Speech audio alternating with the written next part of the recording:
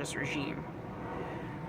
But what I'm seeing from the actual, the organization itself and in a structural way, what they're organizing around and behind is great. It's perfect. It's perfect. It's exactly what we need right now.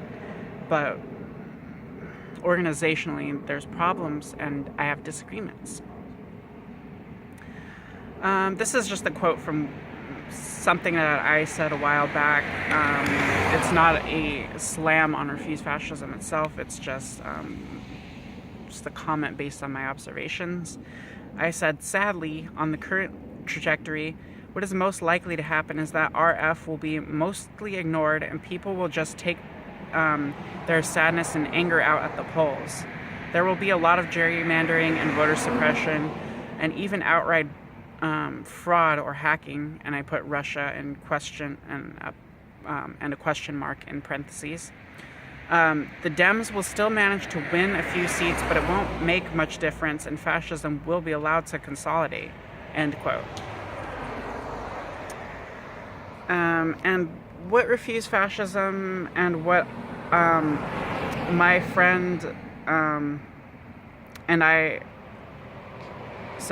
what Refuse Fascism and what my friend who I vented to have been calling for, nonviolent direct action, disruption, civil disobedience, should have happened yesterday. Okay, and I have to acknowledge that Refuse Fascism is indeed engaging in some of these actions, nonviolent direct action and civil disobedience, but not enough. That needs to be more of their game plan before they even try to get to these tens of thousands, tens of millions of people in the streets. You're not going to have that without first building up the organization. They need to be focusing a lot of their effort on those kind of actions, and the secondary thing should be outreaching, getting materials out there, and actually working to make that happen. But sadly, we're really late in the game now. That should have been happening a year ago, and we should be in a place now where it actually is feasible to get tens of millions of people in the streets, because we've done such a good job of putting this very sharply to people. Well, I'm sadly not seeing that. That needs to change fast. Her response, my friend's response to me coming to this realization was, I know, and they fucked it over for their RCP political bullshit. RCP is the Revolutionary Communist Party, and there are several people within the Revolutionary Communist Party, and the RCP itself endorses Refuse Fascism, but there are several people in the RCP who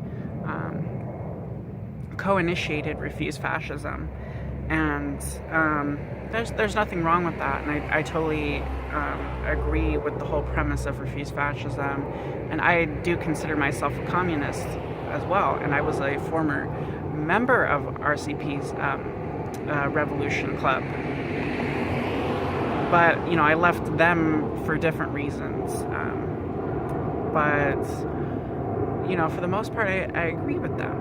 But I think public image matters. We should not just be caving to neo-McCarthyism and anti-communism, but at the same time we should be aware that that is people's perceptions of communism, and we should be focusing more on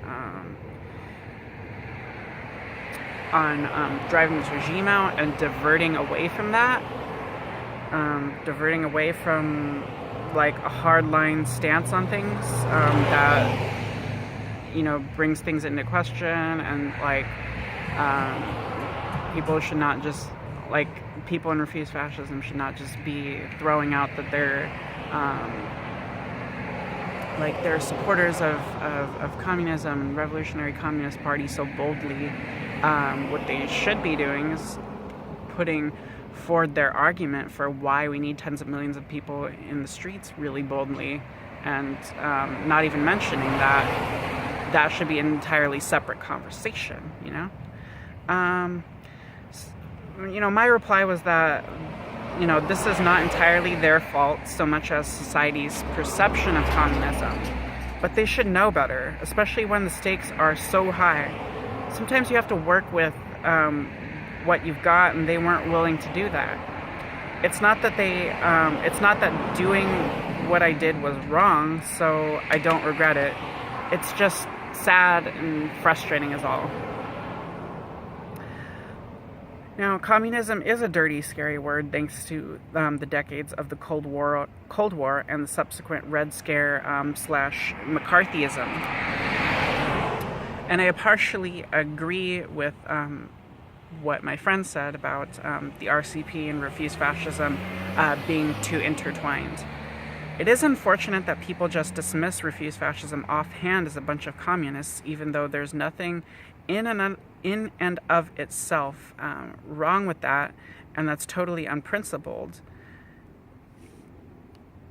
But I agree that that is what people are consciously or unconsciously thinking anyway. And sadly, that is detrimental to people, especially those in the media, taking up the call of Refuse Fascism when we so desperately need them to take up that call. It bears repeating that this is not entirely their fault so much as society's perception of communism, but they should know better, especially when the stakes are so high. Sometimes you have to work with what you've got, and they weren't willing to do that. And on a related note, they also underestimated the need to break through to the mainstream / mass media with our demand, and with the notable exception of a full-page New York Times ad. Even if the mainstream mass media would inevitably distort certain elements of Refuse Fascism anyway. Like, give them the least amount to feed on as possible. Instead, we were delimited to our own social media pages and leftist propaganda outlets. That's not necessarily a bad thing, but it's not a good thing either. It's not leading this in the direction where it needs to go, i.e. becoming accessible to tens of millions of people, tens of millions of the masses in the United States and millions elsewhere around the world as well. And what my friend was saying about building up the organization first should just be common sense for any organization, but sadly not for the hardheads that refuse fascism. That's what I said at the time. And teaming up with rapid response groups defending undocumented immigrants from attacks by ICE, but sadly not doing enough of this kind of work. They're doing very little of this kind of work, and if they truly believe that immigrants are being attacked relentlessly under this regime, which they are, Obama attacked immigrants too, though, but it is a qualitative change and ramping up of that deportation machine. So if they really believe in that and really think we should fight on that, what better way to do that than defending undocumented immigrants from attacks by ICE directly, getting in the way of vans and such, preventing them from actually being arrested and deported. While that would probably lead to your arrest, it's likely, it's worth doing and capturing on film to, see the nature of this fascist regime. And they've done very, very little of this kind of work. It's been very overlooked. That's problematic. Okay. And I personally felt that there was very little openness and receptivity to criticism and suggestions or possible changes. They're just very rigid and stubborn.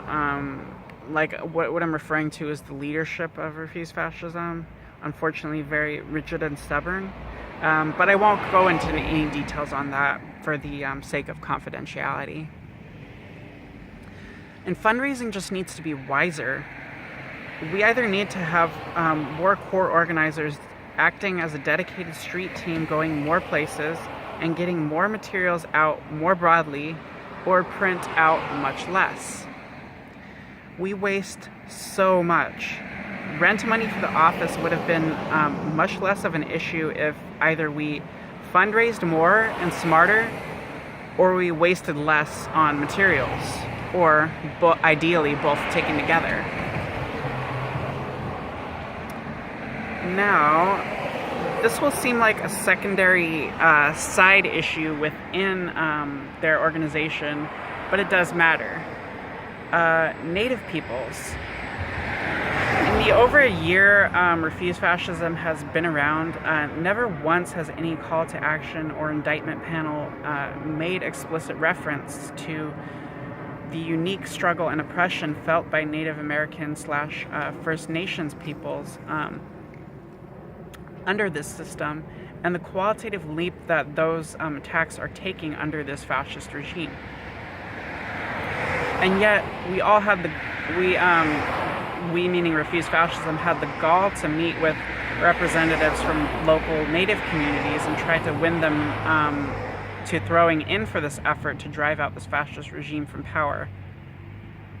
All the while this apparent absent-mindedness on the issue of Native Americans. So I'm going to go through some images that I captured on that. Hopefully you guys will be able to see it.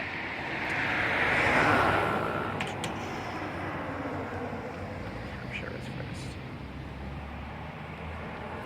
I don't know if you guys can see it, but I just searched for the word native right here. I was unable to pull up any results. And that's the new call to action, by the way. The old call to action, it was totally absent as well. So I wanted to see what the new call to action had to offer, and it's not there. 0 results. Let's go to capture 1, the next one. And I searched for indigenous next. Indigenous, and I was unable to find indigenous as well.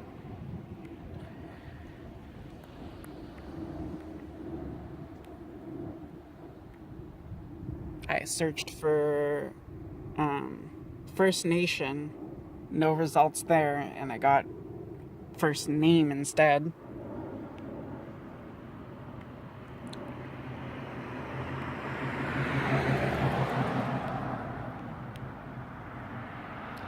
I searched for Aboriginal, and wasn't able to find anything.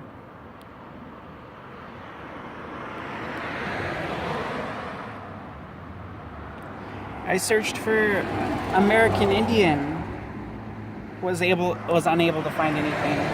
And by the way, don't use the word American Indian, that's not even proper, but I was just seeing if they had put even a not proper way of describing Native American peoples in there, and they didn't.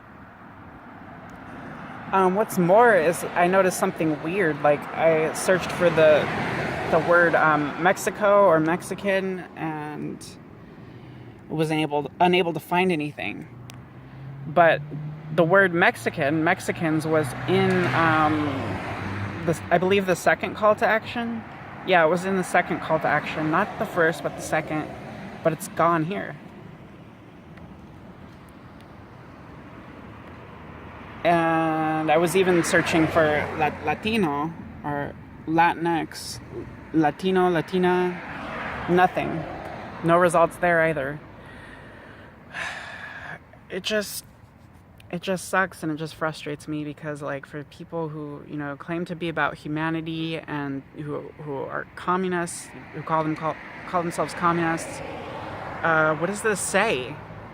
Like, what does this apparent absent-mindedness or forgetfulness say? Like, that's it's just frustrating, that's all. But it's kind of a secondary thing at the same time.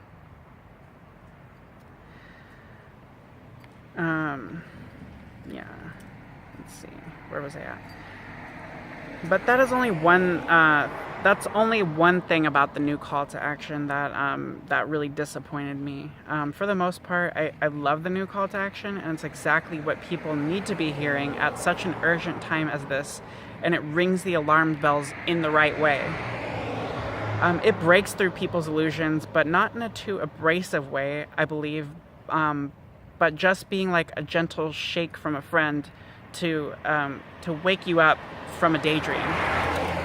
It is my favorite version of the call to action, except I think for the lack of reference to marginalized groups being heavily targeted by this fascist regime. That's a big minus. However, I know it is definitely worth spreading to masses of people, especially at such a dire time as this. So, some suggestions that my friend had about Refuse Fascism as a way to improve, they seem like they are very stubborn and won't make these improvements, but I hope to dear Lord, I don't believe in any religion or any gods or anything, but I hope beyond hope that they prove me wrong and they make some serious changes, because yes, this is a fascist regime and it must be ousted. Like, you can't afford to be going about it the wrong way. But some suggestions that she made for either Refuse Fascism to do and make a change, or a new organization to take up and run with, although they would unfortunately be starting small and starting from scratch all over again, so that's the other problem.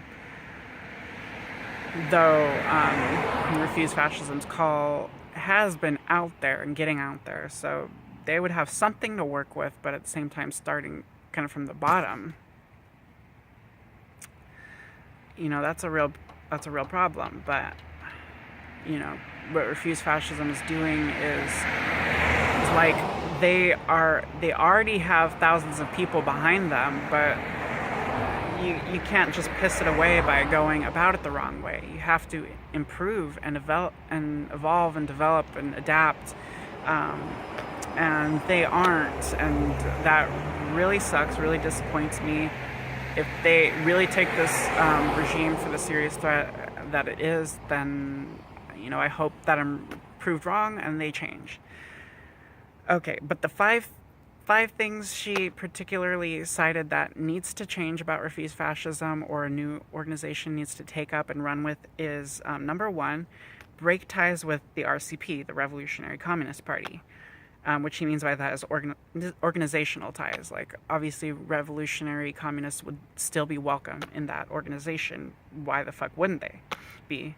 And particularly the depth and science of their, like, okay, RCPs, revolutionary communists, and particularly the depth and science of their analysis are welcomed and need to be a part of it.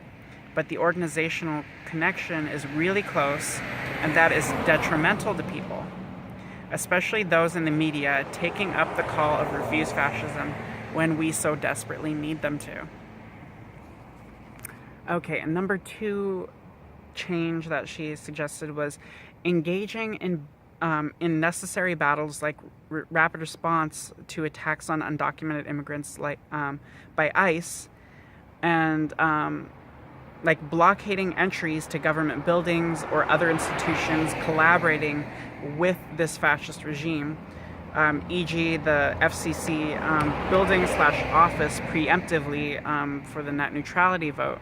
She was just saying that is what they should have done, that's what should have happened. Like, people should have blocked any entrance to the FCC building and office preemptively for the net neutrality vote as an act of civil disobedience. Obviously, it's too late now, but there are other things that this regime is going forth and marching on that, you know, we could get in the way, be a human shield and barrier in a nonviolent civil disobedience action, and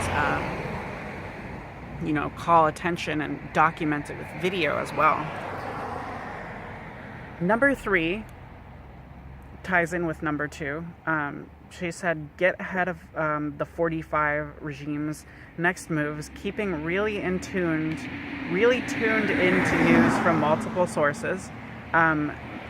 Maybe create a research arm of the organization, whether that be RF or a new organization, and a rapid response legal action plan, like what happened in response to the first couple of versions of the Trump-Pence regime's quote travel ban or Muslim ban, anticipating or moving after said moves from this fascist regime, either anticipating it before it happens or right after it happens, getting on it and stopping it before it creates a lot of harm.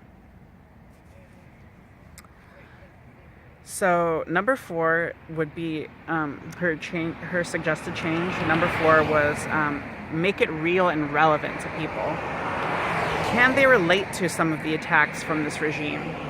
How will they be affected by some of this regime's fascist moves? Framing it in terms of humanity in the abstract is good and necessary when talking about the broad overall objective of the organization, but it feels distant and alien to most people. Now, on that note, the second call to action actually made strides in regards to that, but like the actual organization itself, like what are the actions that are happening? We need to reflect the actions that need we need to reflect the actions that need to be happening by leading. So yeah, what I'm just saying is that humanity in the abstract is good and necessary when talking about the broad overall objective of the organization, but it feels distant, alien to most people. You've got to hit it where it's relevant and real to people. Different subsets of the masses need a few issues that they care deeply about and are relevant to them, presented to them, and they should be targeted in such a way. So different subsets of the masses, they need those few issues that they really care about spoken to in different ways for those different groups. And it needs to be very, relevant to them in the way it's presented, and they should be targeted in such a way. The number 5 and final way she suggested that improvements can be made is make it positive and hopeful. What are you for? I think it's more helpful to frame things and organizational missions in a positive way rather than a negative way, like what we are against. It seems much more attractive to people to frame it in a positive way. Were civil rights were civil rights framed in a negative way? No. Is Black Lives Matter framed in a negative way? No. Though, ironically, there was an organization tied to the Revolutionary Communist Party called Stop Police Brutality. I may have that name wrong, but I think it was something like that, Stop Police Brutality, that was an ally in the Black Lives Matter movement. But the most immediate and urgent crisis humanity is facing is this fucking regime and removing it from power. So it's a contradiction of terms because we have to be against this and against what this regime is doing, but we should be framing it in a way that is positive. Stop police brutality, that is absolutely necessary, but the Black Lives Matter activists are framing it in a positive way. Black Lives Matter, it's empowerment, positivity, whereas what Refuse Fascism is doing is kind of the opposite of that, and she's saying that needs to change. Now, I want to make it explicitly clear, just in case there's any illusions or confusion, I want to make it explicitly clear that the intent here is not to stir up drama or to divide or splinter us meaning Refuse Fascism and all who are allies and supporters in it. it's not that I really disagree with the Refuse Fascism or the Revolutionary Communist Party or don't support them. I want it to be an amicable departure. It's not because of any personal beefs with anyone. And in fact, I'm actually thinking of making a new organization. Okay, I wrote this before Empower Humanity and viral activism. But what I said back then is I'm thinking of making a new organization which would work with Refuse Fascism anyway. But unfortunately, the problem is starting small, like I mentioned. Now, on that note, I very much believe in and agree with the cause of Refuse Fascism, but I have my reasons for leaving, which are not simple as you can tell, obviously, from this video. But I have no personal quarrels with anybody in this group or related grievances to air. I do not wish to break with Refuse Fascism and create a divide that weakens our efforts and spreads us further thin, but rather to create something bigger, overarching, and positive that millions of people can get behind. One of the key problems with Refuse Fascism, I believe, is that, by and large, their rhetoric is very negative and, quote, anti. I do believe that there is something to, quote, no is not enough. Refuse Fascism only ever stated what we were against, but not what we were for. That's not very attractive to people. While humanity is facing dire threats and grave stakes, and we must face the realities that make us cringe in order to develop real plans to combat these threats in the most rational and scientific way possible, people are not very attracted to doom and gloom. They want hope, especially at a time like this when it is in short supply. And especially at such a critical juncture like this, something like public appearance and relations cannot be merely a minor consideration or an afterthought. A positive and hopeful appearance, while still ringing the alarm bells and calling for urgent action, should be front and center. If we are to really rally tens of millions of people to be a part of this undertaking, getting tens of millions of people organized and compelled to create a real political crisis of rule that will force those at the top to respond to our demand by getting in the streets and staying in the streets day after day and night after night in mass demonstrations across the United States and around the world until this whole fascist regime is driven from power. I may be leaving them, but it is not goodbye. And I will continue to fight shoulder to shoulder with them to oust this fascist Trump-Pence regime. And I said best of luck to all of you and to life on Earth as we know it, to be honest, and I will see you in the streets. Okay. And just one more thing, just a couple short things before I go. I know this is a long ass video, but bear with me, it's almost over. What I told my other friend the other day is that now Refuse Fascism, I still support them. I still support Refuse Fascism. And it frustrates me that there just isn't enough time in the day to help out more. But I still think they could be going at it and framing the issue better, like I just said. But obviously, I agree with the basic premise that the Trump-Pence regime needs to go and that mass uprising must be part of it. Okay, and with that note, now the video is over. Just let me know what you thought of it in the comments. You can like and please subscribe and click the bell if you like this video and want to see more. You can also follow me on Twitter and Instagram, and I'm going to put those handles and links down below. And with that, I bid you adieu. You guys have a great night. Thank you. Ciao.